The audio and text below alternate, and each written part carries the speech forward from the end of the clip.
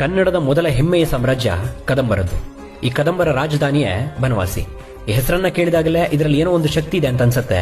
ಕನ್ನಡಿಗರೆಲ್ಲರೂ ನೋಡ್ಲೇಬೇಕಾಗಿರೋ ಮಣ್ಣಲ್ಲಿ ಹೆಜ್ಜೆ ಇಟ್ರೆ ಅದರ ಅನುಭವ ಆಗತ್ತೆ.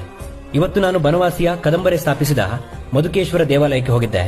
ಸ್ವಾಗತಕ್ಕೆ ನಿಂತಿದ್ದ ಆನೆಯ ಕೆತ್ತನೆಗಳು, ಎರಡೆರಡು ಧ್ವಜಸ್ತಂಭಗಳ ಕಡೆಗೆ ದೃಷ್ಟಿ ಹಾಯಿಸಿ ನನ್ನ ಕೌತುಕದ ಕಣ್ಣುಗಳಿಂದ ಈ ದೇವಾಲಯವನ್ನು ನೋಡ್ತಾ ಬಂದೆ. ಮೊದಲಿಗೆ ಮಧುಕೇಶ್ವರ ದೇವರನ್ನ ದರ್ಶನ ಮಾಡಿ ಈ ಲಿಂಗ ಜೇನಿನ ಬಣ್ಣದಲ್ಲಿರೋದ್ರಿಂದ ಇದಕ್ಕೆ ಮಧುಕೇಶ್ವರ ಅಂತ ಕರೆಯೋದ್ರ ಬಗ್ಗೆ ತಿಳ್ಕೊಂಡೆ. ಆದ್ರೆ ಇದರ ಹಿಂದೆ ಇನ್ನು ಬೇರೆ ಬೇರೆ ಕಥೆಗಳಿವೆ. ಈ ಲಿಂಗದ ಮುಂದಿರೋ ನಂದಿಯ ಕಣ್ಣುಗಳು ಒಂದು ಶಿವನಾದ್ರೆ ಮತ್ತೊಂದು ಪಾರ್ವತಿ ದೇವಿಯ ಕಡೆಗೆ ನೋಡ್ತಾ ಇವೆ. ಮೂರು ಲೋಕದ ಕಲ್ಪನೆಯಲ್ಲಿರೋ ತ್ರಿಲೋಕ ಮಂಟಪ ಈ ದೇವಾಲಯದ ವಿಶೇಷ ಅಂತಾರೆ. ಇಲ್ಲಿರೋ ಕಂಬಗಳು, ಅಲ್ಲಿರೋ ಕೆತ್ತನೆಗಳು, ನೃತ್ಯ ಮಂಟಪಗಳನ್ನ ನೋಡಿದ್ರೆ ಎಂತವರು ಮೈ ಮರೆತು ಹೋಗ್ತಾರೆ. ಶಾತವಾಹನರ ಕಾಲದಲ್ಲಿ ಈ ಶಿವಲಿಂಗದ ಪ್ರತಿಷ್ಠಾಪನೆ ಆಗುತ್ತೆ. ನಂತರ 8ನೇ ಶತಮಾನದ ಕದಂಬರ ಕಾಲದಲ್ಲಿ ದೇವಾಲಯ ನಿರ್ಮಾಣವಾಗುತ್ತೆ. ಹೊಯ್ಸಳರು, ಚಾಲುಕ್ಯರು, ರಾಷ್ಟ್ರಕೂಟರು, ವಿಜಯನಗರ ಸಾಮ್ರಾಜ್ಯಗಳು ಈ ದೇವಾಲಯದ ಜೀರ್ಣೋದ್ಧಾರವನ್ನ ಹಂತ ಹಂತವಾಗಿ ಮಾಡಿ ತಮ್ಮದೇ ಶೈಲಿಯ ವಾಸ್ತುಶಿಲ್ಪಗಳನ್ನ ನಿರ್ಮಿಸ್ತಾರೆ. ಇನ್ನು ಇಲ್ಲಿರೋ ಅರ್ಧ ಗಣಪತಿಯ ದೇವಾಲಯ ಬ್ರಹ್ಮಚರ್ಯದ ಪ್ರತೀಕವಾಗಿದೆ.